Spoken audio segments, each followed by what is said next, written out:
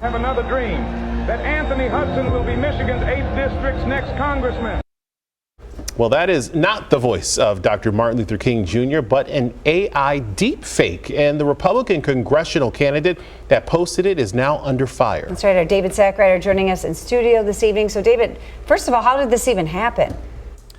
Anthony Hudson of Grand Blanc, named in that video, was unavailable for a formal interview, but says it was the friend of a volunteer that posted the video without his knowledge. Yes, it is me, Martin Luther King.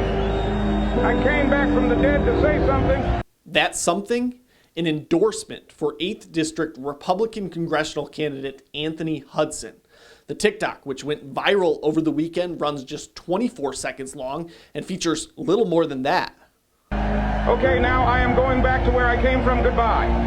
Democrats calling the video bizarre and tasteless, including another candidate for the same seat, State Senator Kristen McDonald-Rivet, who wrote on X, quote, "The GOP primary in MI08 has gone completely down the MAGA rabbit hole. This is absolutely disgusting, and the Republicans in our race should stand up and say so," end quote.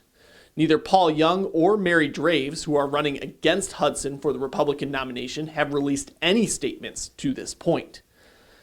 Meanwhile, Hudson responded by apologizing, writing on X that he released the volunteer and, quote, "would have never approved such a stupid and disrespectful video." He also writes that the use of his voice, "My name is Anthony Hudson, and I approve this message," was done without his knowledge.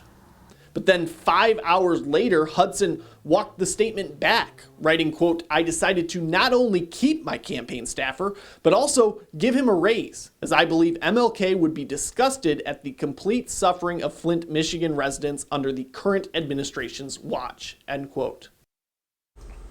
And this whole episode could be costly for Hudson. Last year, the governor signed a law that banned the use of deepfakes in election materials without the clearly visible disclaimer and within 90 days of the election, the penalty for which is a misdemeanor punishable by a fine of $500 or 90 days in jail. In studio, David Sackrader, ABC 12 News.